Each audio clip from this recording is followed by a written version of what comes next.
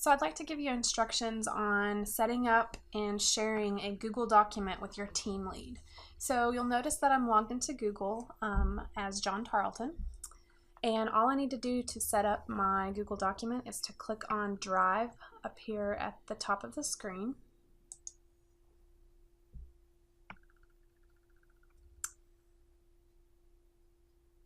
And you'll notice that you can click on Create over here on the left hand side. So I'm going to click Create, and I'm going to choose to create a document.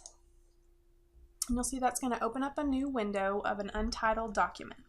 And if you haven't seen a Google document before, it looks a lot like Word. So you have some of the same functionality as a Word document, but this is web-based, and we'll talk a little bit more about what that means later. But for now, let's just get it set up and shared with your team lead. The first thing you're going to want to do is to click on Untitled Document, and that's going to let you change the name. And we're going to change it to EDTC 538 Reflection Document and say OK. We also probably want to go ahead and put that as our title, so we're going to put EDTC 538 Reflection Documents, our name, and you could go ahead and put summer 2013.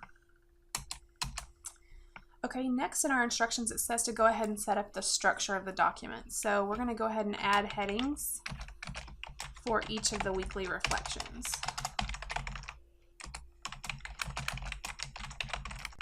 So all 5 reflections. And what we could do is go ahead and give us some space or some screen real estate under each heading, so we can kind of already have our document structure set up.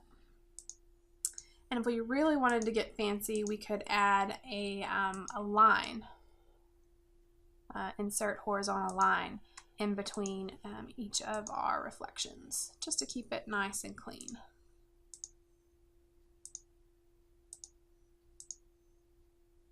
Okay, so now we have our headings set up, and you can even get fancier if you'd like and bold them and that sort of thing.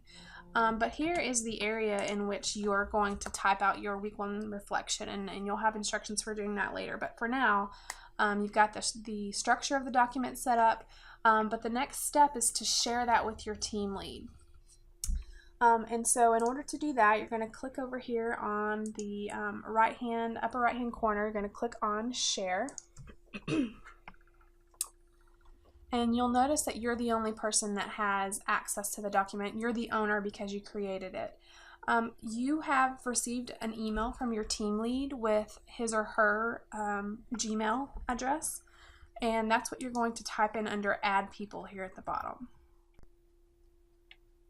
So let's say, just for the purposes of this video, that I'm your team lead.